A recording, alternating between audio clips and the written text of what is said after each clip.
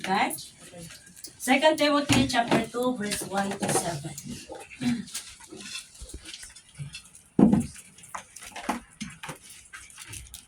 Sabi po niya dito, You then, my son, be strong in the grace that is in Christ Jesus. And the things you have heard me say in the presence of many witnesses is entrust to reliable men who will also be qualified to teach others. Endure hardship with us like a good soldier of Christ Jesus. No one serving as a soldier gets involved in civilian affairs. He wants to please his commander officer. Verse 5, Similarly, if anyone competes as an athlete, he does not receive the victor's crown unless he compete according to the rules. The hardworking farmer should be the first to receive a share of the crop. Reflect on what I am saying, for the Lord will give you insight in all this. Let us pray. Our most precious Heavenly Father, we just say thank you, Lord. Thank you so much, oh Father God, for this day. Thank you, Father God, that despite of all the situations that we are facing, oh Father God, thank you that despite of all the calamities, oh Father God, we will rejoice in you, Father God. For in you, O Lord, there is peace. In you there is joy, O Father God. We pray that you may bless your words, O Lord, and sanctify it, O Father God. As we partake of it, O Lord God, we pray that you may give us the understanding. Open our ears, O Lord, that your words we will hear, O Father God. We will put it in our heart and put it into practice, O Father God. Lord, your servant is standing behind this pulpit, O Lord God. I acknowledge that I am nothing apart from you, O Lord God. I humbly bow down before you, Father God. And Lord, use me as a mouthpiece, O Lord God, that your word be delivered in the way you want it to be, Father God, that your word will not return void to you, Father God, but it will give life to each and every one of us who hear your message today, oh Father God. It will give encouragement to each and every one of us. It will give comfort, oh Father God, to those who need comfort, oh Lord God. And Lord, it will give big impact, oh Father God, in our spiritual life, oh Lord. Thank you, Father God. Thank you, Lord, in Jesus' name. Amen. That's all. That's it. I just want to speak to you about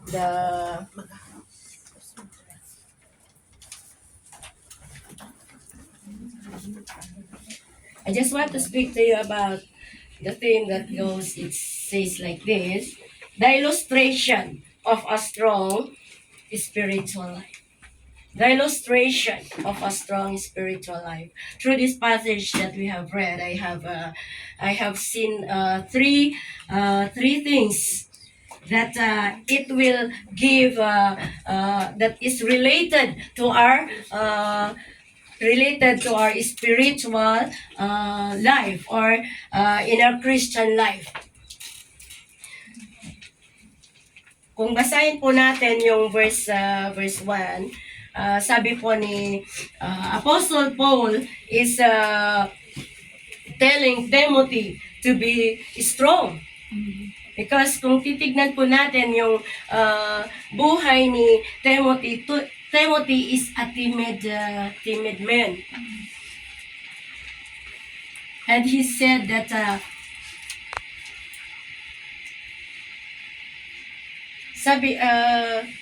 Apostle Paul said to Timothy that he needs to be strong in the grace that is in Christ Jesus. Kasi si Timothy, marami po siyang, he is a leader. He is a pastor, pastoring a church. Or he will be also a missionary. So, marami po siyang ginagampanan sa kanya na ipinagkaloob sa kanya ng Panginoon. So, medyo nahigat yan. Tagalog niya. So, Timothy is Paul's son in the faith. And he's telling him to be strong for he knows that Timothy is a timid man. Kung titignan po natin yung ibig sabihin ng strong spiritual life, it means being deeply connected to God through faith, obedience, and the guidance of the Holy Spirit. It is characterized by inner strength to endure trials and resist temptations. So, ito po ang kailangan natin bilang isang Kristiyano o bilang isang mananampalataya sa Panginoon, mga kapatiran. Kailangan po natin na magiging matatag or we need to be strong in our spiritual life. We need to be strong in our Christian life in order for us to resist the temptation. Sabi pa niya dito, a transformed heart and a life that bears spiritual fruit. Bunga ng Espiritu. A gift from God enabling believers to live a victorious life through divine power and depending on Him. Amen. At meron po, there are 3 illustrations that I want to share with you and how it relates in our Christian life as a Christian or as a believer or in our spiritual life. Yung una po dito, yung sabi niya, as a soldier. As a Christian, we are called a soldier of God. Amen. Why we are called a soldier of God, at kung tignan po natin yung mga characteristics ng isang sundalo. Soldiers, the illustration of a Christian as a soldier is used throughout the New Testament to emphasize the parallel between military service and the Christian life.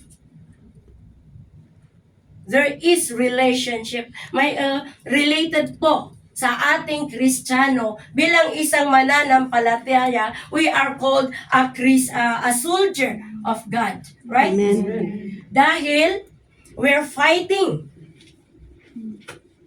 against the enemy. We're fighting against the work of the enemy. And Satan is our enemy. Hindi po tayo nakikibaka sa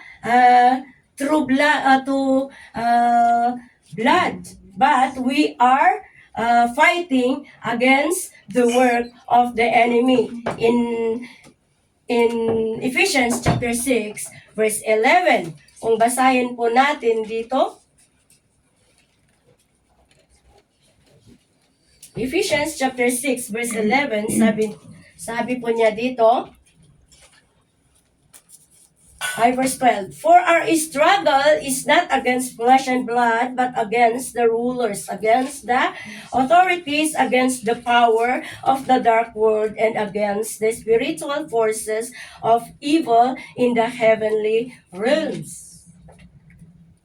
So, hindi po tayo nakikibaka para lang pumatay. But we will fighting against the work of the enemy. Amen? Amen. So, as a soldier, kung tignan po natin yung characteristics of the soldier. The characteristics of a soldier is discipline, courage, loyalty, and integrity, Amen. which are often codified as a core value like duty, respect, and self-service. At kung titignan po natin yung isang characteristics of a soldier, that is loyalty. Loyalty. Demonstrating unwavering faith and allegiance to one's country, the military unit, and fellow soldiers. Kung bakit po sila related sa ating Christian life, it is because of their loyalty. At ganun din po sa atin, mga kapatiran. We need to be loyal. Hindi lang sa ating mga pamilya, sa ating mga employer, but we need to be loyal to God. Amen.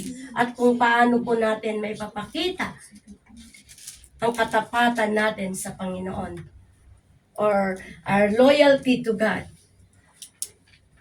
We need, yung sabi niya dito, no one serving as a soldier gets involved in civilian affair.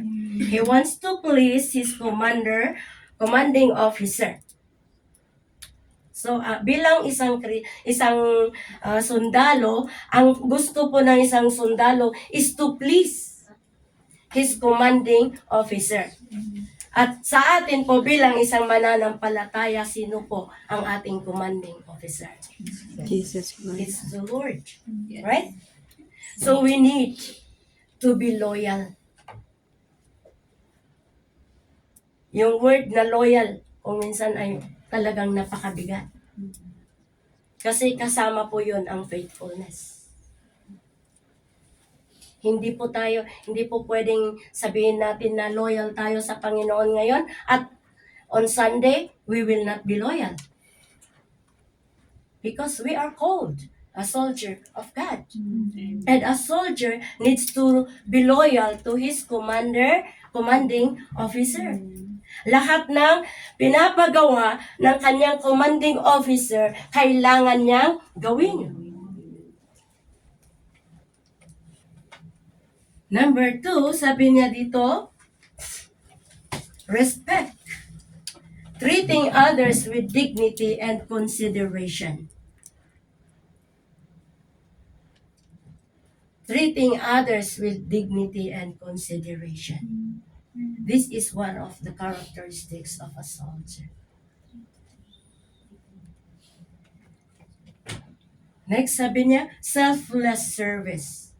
Kung tignan po natin, yung mga sundalo, nakikibaka po sila hanggang sa kamatayan. Wala po silang kinatatakutan. Kung sa gera po talagang they will fight until their last breath. Di ba? Kung minsan napapakinggan natin yung mga news sa Pilipinas na yung mga sundalo, may namatay dahil sa pakikibaka against the NPA. At dito natin nakikita na kahit hindi nila iniisip yung kanilang mga pamilya, bagkus ang ginagawa nila ay talagang ipinaglalaban nila ang kanilang talagang they stands that they are a soldier. At ganon din sana sa atin mga kapatid. Hindi man tayo nakikibaka sa mga it is not against flesh and blood, but it is against the work of the enemy. Huwag po tayong patatalo sa gawain ng kaaway. Amen? Amen. Indeed, we need to stand on our faith. We need to placing the needs of others and the missions above our own. What is our mission? It is to serve the Lord. And we need to serve it wholeheartedly. Amen. Next, courage. The ability to face fear and adversity through both physical and moral strength, and overcoming fear to complete mission and protect others. At ito po ang ginagawa ng isang sundalo. Because of their courage, they fight against sa mga kumukontra sa gobyerno. In order to protect others. And courage. Saan po natin? How to apply courageous characteristics in our life as a Christian. We need to have the courage to share the Word of God. Most especially in the situations that we are facing. It's not just only here in Hong Kong, it's not just only in the Philippines, but all over the world. And this is to fulfill what is written in the Bible, Yes. right? Yes. Mangyayari lahat ng mga bagay na ito para to fulfill. Ano ba sa Tagalog yung fulfill? Para maisakatuparan yung nakasulat sa Biblia. So, we need huwag tayong mabalisa, huwag tayong mag-worry. Ano sa Tagalog na mag-worry? Mag-alala. Dahil kailangan po itong mangyari para sa ganun, may sakatuparan po, maganap po yung nakasulat dito sa salita ng Panginoon. Kung nagbabasa po tayo ng Biblia in the book of Matthew, na hindi lang po lindol, hindi lang po gutom ang nangyayari dito sa bansa. Sa iba't ibang bansa. Bagkus. At ito po ay pinapaintulutan ng Panginoon in order to fulfill the prophecy in the book, in the Bible. Amen. So, what we just do is just to pray. Amen. What we just do is to make our faith stronger. Amen. Amen. Discipline.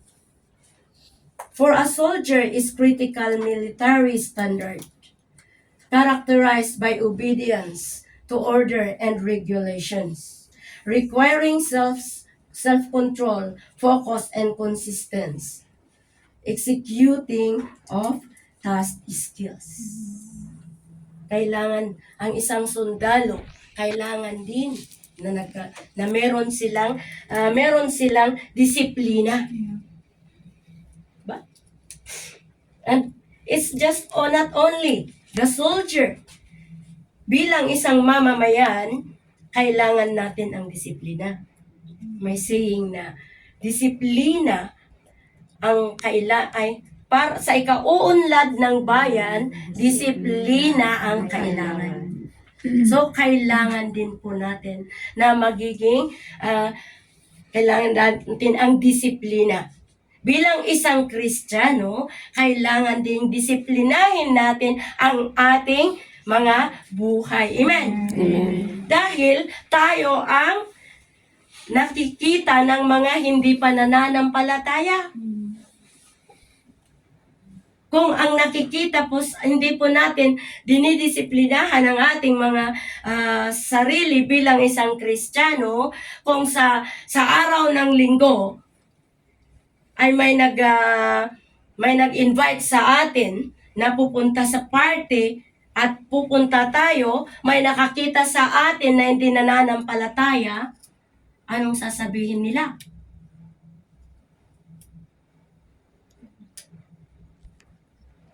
Bakit ka nandito? Wala ba kayong church ngayon? Di ba? And bilang isang Kristiyano, kailangan natin ang disiplina. Amen. At maraming bagay pa ang pwedeng iano natin sa disiplina. Hindi lang po sa ating pagkilos. Kailangan din natin ang disiplina kung paano natin i-manage ang ating mga pera. Ang ating mga sahod. Amen. Amen. Amen. Are you agree with me? Amen. Medyo mahirap, di ba? Medyo mahirap.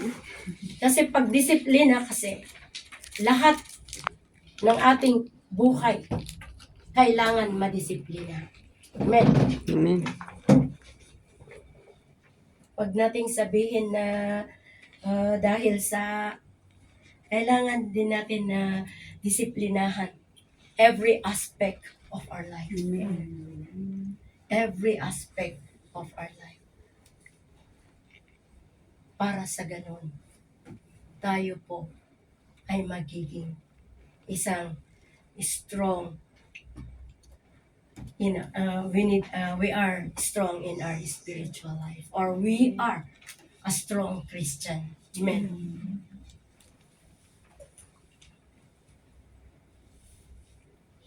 Kasi kung wala tayong disiplina, o kahit saan tayo pupunta, anong gagawin natin sa mga pera natin, kawawa din tayo sa huli. So we need to discipline. Amen. Amen. At kung tignan po natin ang skills ng isang sundalo, soldiers have teamwork. Being a cooperative and effective team. Bilang isang nananampalataya sa Panginoon, kailangan din natin bilang isang Kristiyano, bilang isang pamilya ng Panginoon, because we are a family of God. In this, most especially in this church. Amen. Amen. And as one family, we need a teamwork. Kailangan po natin ang bawat isa. We need to have that unity. No one is an island, sabi. There is a saying just like that. Kailangan po natin ang bawat isa. Amen. Amen. We need also communications. Effectively listening and conveying informations to others. Hindi yung nagchichismisan? Because we have the communication, encouraging one another, lifting one another. Amen. And leadership, having the capacity to guide and inspire others. Having the capacity to guide and inspire others. We are all leaders. Although we have our own leaders inside the church, but kung tignan po natin, we are all leaders. Amen. Ang gawin lang po natin, we need to do our responsibilities to God. Amen. Amen.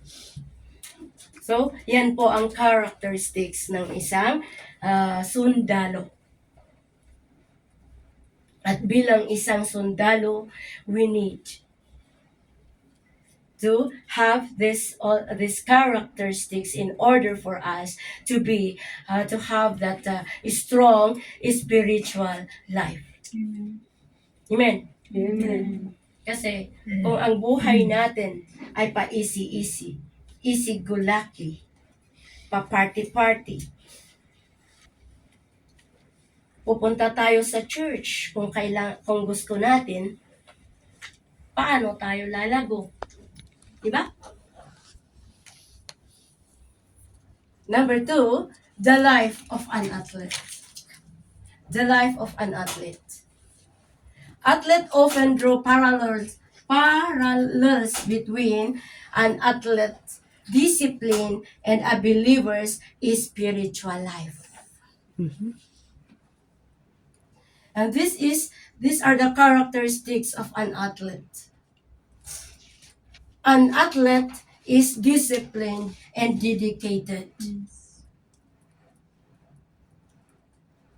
They are disciplined and dedicated, demonstrating a strong self-discipline and a willingness to put in the hard work requires for success. So kung tignan po natin, yung mga atleta, they're undergoing a strict training. Talagang nag-a-undergo sila sa training. And they need undergo strict training. It is not easy because it involves everything in their life. Hindi lang po sila nagpa-practice. Kung tignan po natin yung mga atleta, mas lalo na sa mga kung nababasa natin yung mga atletang nananalo, why they succeed? It because they undergo in a strict training na kahit yung pagkain nila kailangang kontrolado. Kailangang may diet. Sa mga iniinom nila, kailangan ding may diet. So, they need to have this discipline and dedication. Kung titignan natin yung word niya, dedication.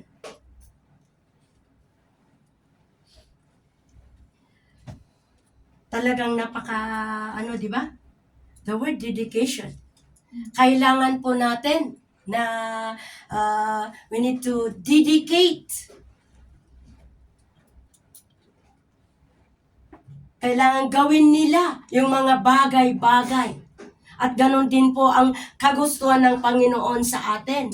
As we dedicate our life to God, we need to do what the Lord wants us to do. Amen. Dedication.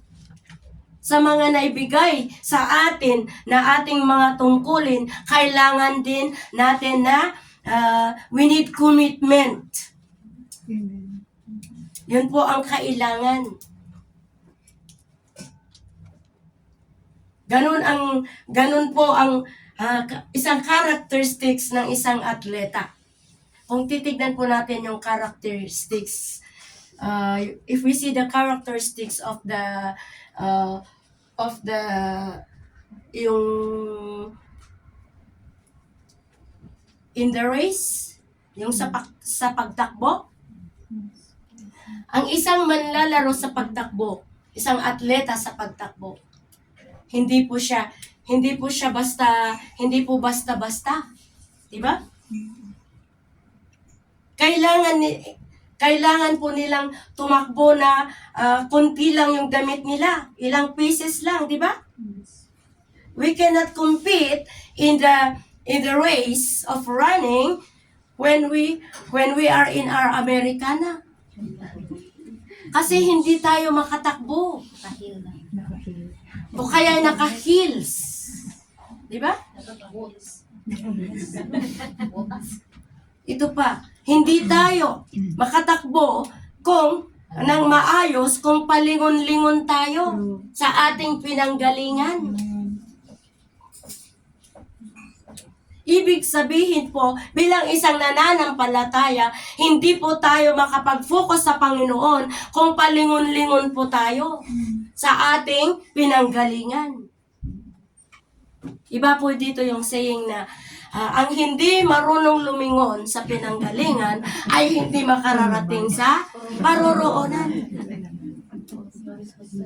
But, yung saying sana natin, hindi tayo, ang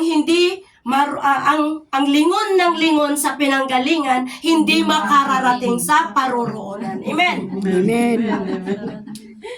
So, as a Christian, we need to focus.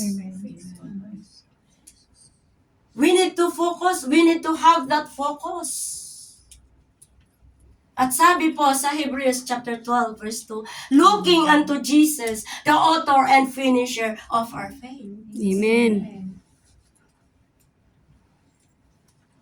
So, kailangan po natin ang disiplina. At sa disiplina po, it involves the focus. Amen? Amen. Pag nating hayaan na yung focus natin ay talagang instead na diretso, ay lilingon muna doon. Doon muna. O kaya doon sa likuran. Wag na po nating hayaang balikan pa yung nakaraan. Amen. Amen. Kung ano tayo noon, we need to focus on we need to have that focus, and let's focus our eyes on the Lord Jesus Christ, who is the author and finisher of our faith. Amen. Amen. Kasi kung ang isang atleta, kung maraming dinadala, talagang hindi makatakbo. Maleta. Diba? Kung nakabuta, ang bigat ng bota, hindi siya makatakbo. At ganun din po sa atin, mga kapatid. Bilang isang nananampalataya, we cannot reach the goal. Kung marami tayong mga dala-dala.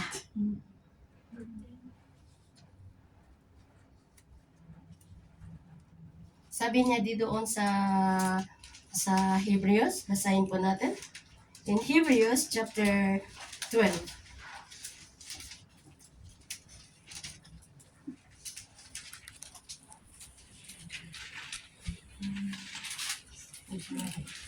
Sabi niya dito, therefore, since we are surrounded by such a great clouds of witnesses, let us throw off everything that hinders and the sin that so easily entangles. Let us run with perseverance the race marked out for us. Amen. So, we need to throw off everything. Alisin natin yung lahat ng mga balakid sa ating pagpapatuloy na maglingkod sa Panginoon. Amen. And what is that? Yung mga hindrances, More burdens, our burdens, our problems, our sins. our sins. We need ibigay na lahat natin sa Panginoon. Amen. Amen. Para makapag-focus tayo. Number 2, sabi niya dito, motivation and passion. Motivation and passion. A high level of intense motivation and passion for their commitment. Nandito na naman tayo sa commitment. If we commit ourselves to one thing, kailangan po natin na gagawin. Amen. We need to do it without murmuring and complaining. Amen. A strong internal drives to success and a commitment to training. Bilang isang nananampalataya, serving the Lord is not a bed of roses. There's a lot of hindrances. There's a lot of obstacles and struggles. But if we continue, and if kung minsan nadadapa tayo, we still stand up and continue. Amen. Amen. Huwag nating hayaan na nalugmok tayo, nadapa tayo, nandun na tayo. But as a Christian, we need to continue. Amen. Amen. Kasi wala pong retirement sa paglilingkod sa Panginoon. Wala pong bakasyon sa paglilingkod sa Panginoon. Meron akong testimony. Yung my father, ang tatay ko noon, nung naglaylo siya sa paglilingkod sa Panginoon, sabi niya, gusto ko pang magbakasyon. Magbakasyon muna ako ng 1 taon, sabi niya. Kaya sabi ko sa kanya, Paano pag sa pagbakasyon mo dumating ang Panginoon na iwan ka? So wala pong bakasyon sa Panginoon. Mm.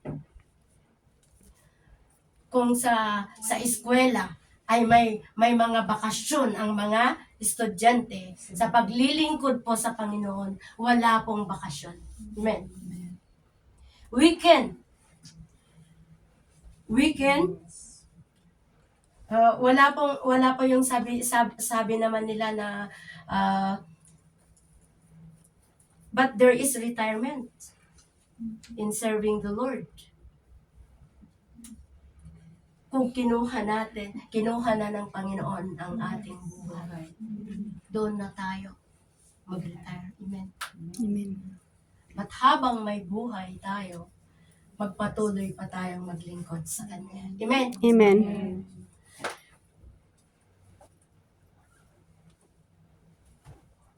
Confidence, believing in their ability to succeed. For us, our confidence, we can find our confidence in the Lord. Amen. We can find our confidence in the Lord.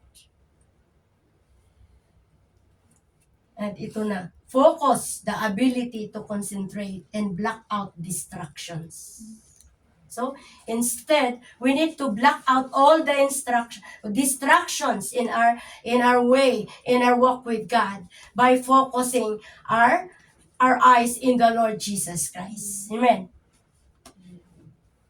Next, acceptance of criticisms. Successful athletes can accept and learn from constructive criticisms. They need to accept criticisms. And sa atin also, bilang isang nananampalataya, we always, in our daily lives, there's a lot of criticisms that we are facing, right? Yes. Sa bahay ni Amo, kung minsan Maraming mga sinasabi ni Amo. Maraming mga criticisms ni Amo. At ganun din po sa ating pananampalataya, hindi po maiwasan ang criticism. But we will take it as a challenge in order for us to grow more stronger in our spiritual life. Amen.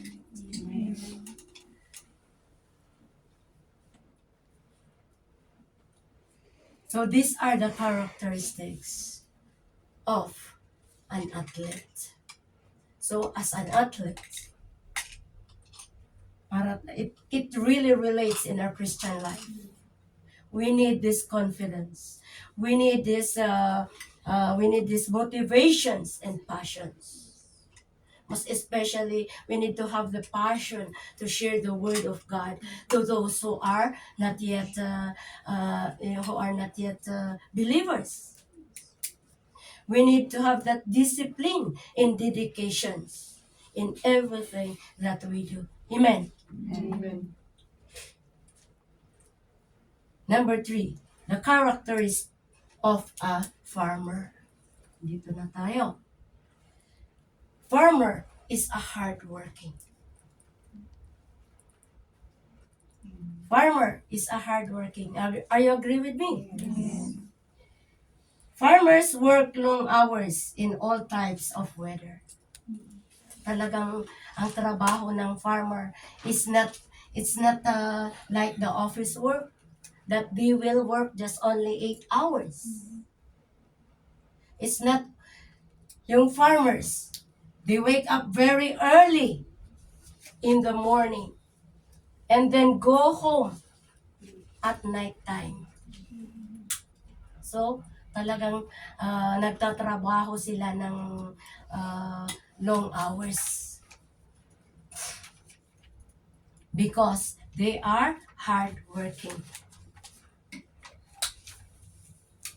And in our Christian life, we need to be hardworking as well. Amen.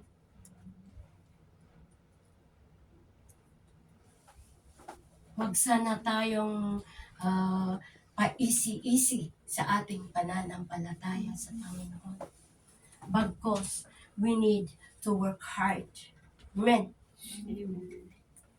We need to do the will, the work that God has put in us. Amen. And number 2, sabi niya, patient and perseverance. Patient and perseverance. Yung mga magsasaka o yung mga nagtatrabaho sa bukid, sa garden, kailangan talagang meron po silang mga tiyaga at pagtitiis. Diba? Perseverance? Pagtitiis ba yan? Yeah. Pagtitiis.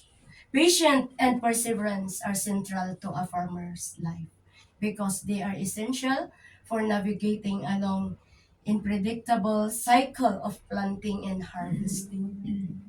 Unlike other jobs with immediate results, farming is defined by factors outside of human control, such as weather, pest, and market prices, which necessitate long-term and resilience. So talagang ang buhay ng isang farmer ay hindi, it's not easy. Talagang mahirap. Kasi nandun yung pagtitiis at pagtitiyaga sa kanila. Kung tignan po natin yung yung mga hindi ko pa naranasan na nagtanim. Mga nagtatanim ng palay.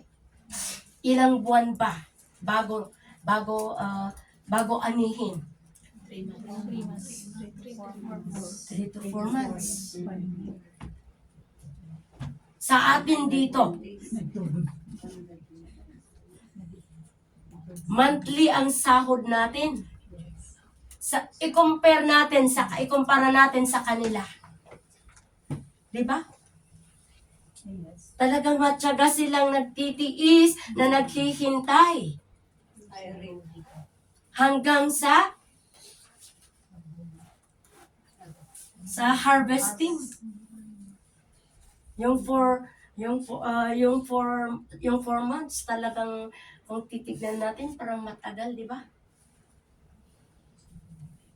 Tapos pagdating sa presyo, Bagsak. lugi pa. Pagdating ng kalamidad, Bankrupt. sirang-sira yung palay. Wala silang aanihin. But in the So, that's why it is related also to our Christian life. Kailangan po natin na mag-persevere sa ating paglilingkod sa Panginoon. Dumating man ang mga pagsubok na hindi inaasahan. Struggles comes our life. We need to persevere. Amen. Amen. Sabi niya doon in Matthew chapter 24 verse 13, if I'm not mistaken, basahin po natin.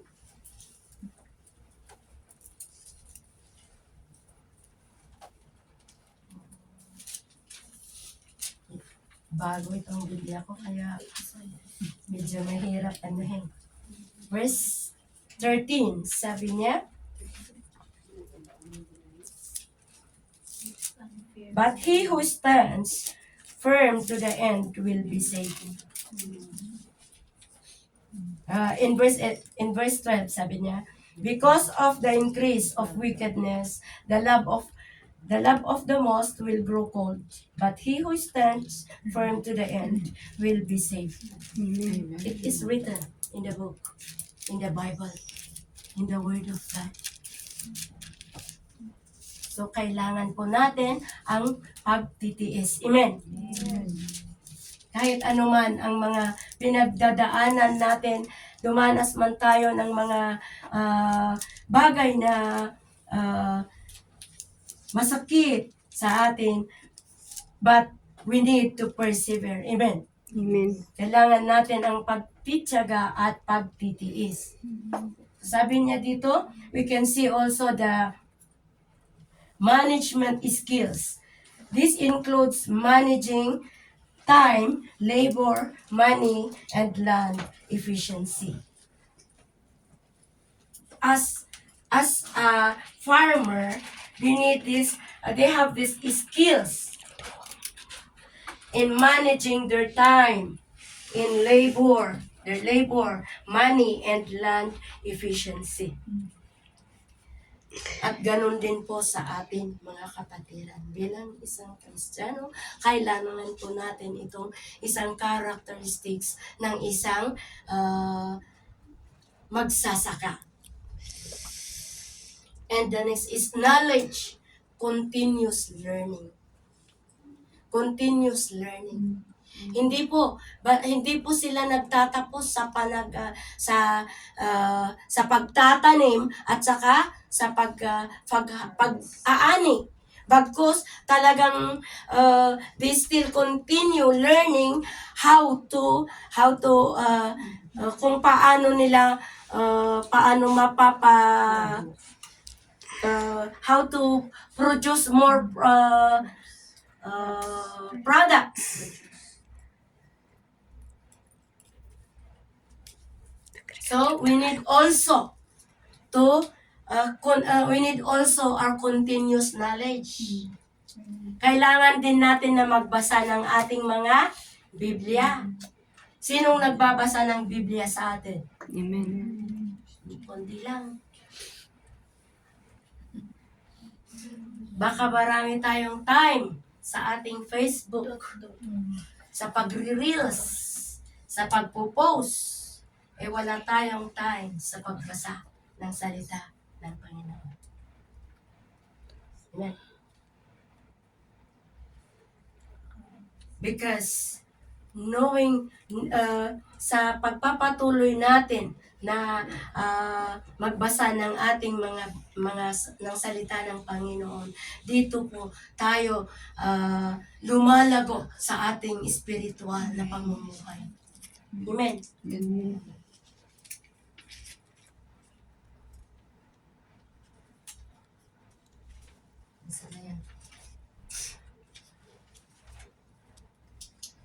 Knowledge and passion. A deep love for farming is often a driving force that helps them through the challenging aspect of the work. Passion. Kung ang passion natin ay pagtatanim, they have that love. We need to love the work. At ganun din po sa atin. Kung ano yung passion natin, we need to love it. In the talent that we had or the gift that we had, kung ano po yung talento natin, we need to have passion in it. Amen. Kung ang ano natin is evangelism, we have that passion to go and share the word of God.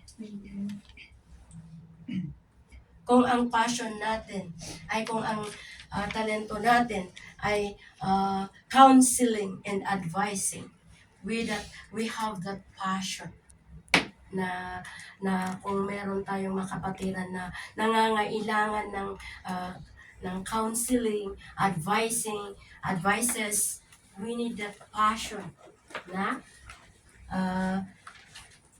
to advise or to counsel. Amen.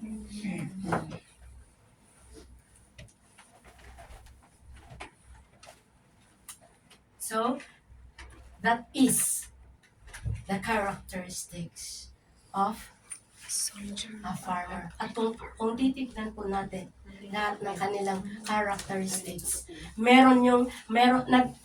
there is pare-parehas, di ba? Pare-parehas. And it's really related to our Christian life.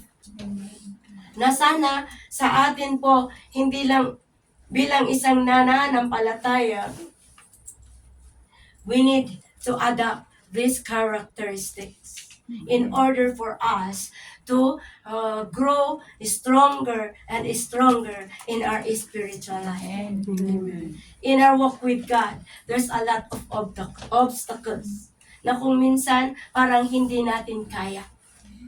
Maraming mga dumarating na problema na kung minsan ang akala natin hindi na natin kayang malusutan. Hindi na natin kayang mapaglabanan. But I do believe that through the grace that God has given us in Christ Jesus, Amen. we can do it. Amen. Amen. Sabi niya doon sa Philippians chapter 4 verse 13, I can do all things through Christ who strengthens me. Amen. The Christians, as a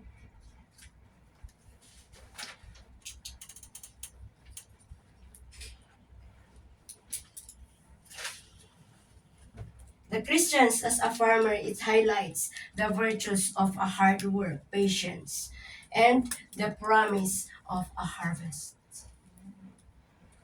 Una naman EJ sa una, ginagilokan ako din. Sabi niya sa kanyang salita, if we persevere, we will have a harvest. Amen. Di ba? Ano na Jilok, ano nga aming katertali na aging ganat panungpalan, isodan tot may salakan. Amen. Paano ba sa Ilocano yan? Who perseveres until the end will be saved. Amen. Sa Tagalog, hindi ko na alam. So, as an athlete, Christian needs to live an obedience to God's word, which set the guidelines for our spiritual race. Amen. Amen. As an athlete of God, we need to compete. And in 1 Corinthians chapter 9 verse 24, 1 Corinthians chapter 9 verse 24, sabi niya dito, Do you know that in the race all the runners run, but only one gets the prize? Run in such a way as to get the prize. Everyone who competes in the game goes into strict training. They do it to get crown that will not last, but we do it to get the crown that will last forever. Amen. Ano ba kasi yung what is the price that we are obtaining to get? It is the Eternal. eternal life. Yeah. It is the reward that God has Prepared. it is the price that God wants to give to each and every one of us. Amen. So we need to run with perseverance. And as a soldier, we need also to fight a good fight of our faith. Amen. Amen. We are now in the last days at hindi na po uso ngayon yung pabanjing-banjing na Kristiyano.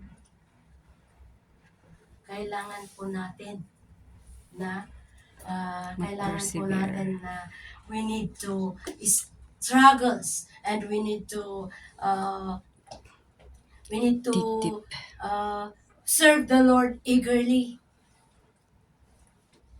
Wala na po ngayon yung mga isigulaking Kristiyano. Baka paisi-isi tayo, baka pabanjing-banjing tayo. Dumating ng Panginoon, hindi na tayo. Pagdating na yung rapture, hindi na tayo na rapture. Amen. Amen. It's time for us to serve the Lord wholeheartedly. Anong ipapati tayo To mag-serve exert kaniya. more effort in serving. There is no so-called Christian today. Ang gusto ng Panginoon ay yung talagang True Christian. yung level ng Sincere. pananampalataya natin ay talagang stronger and stronger. Amen. Amen. May these three illustrations give us insights and give us lessons in order for us to that this is an example for in order for us to follow. Amen. Amen. In our walk with God, in our Christian life. Amen. And let's all rise.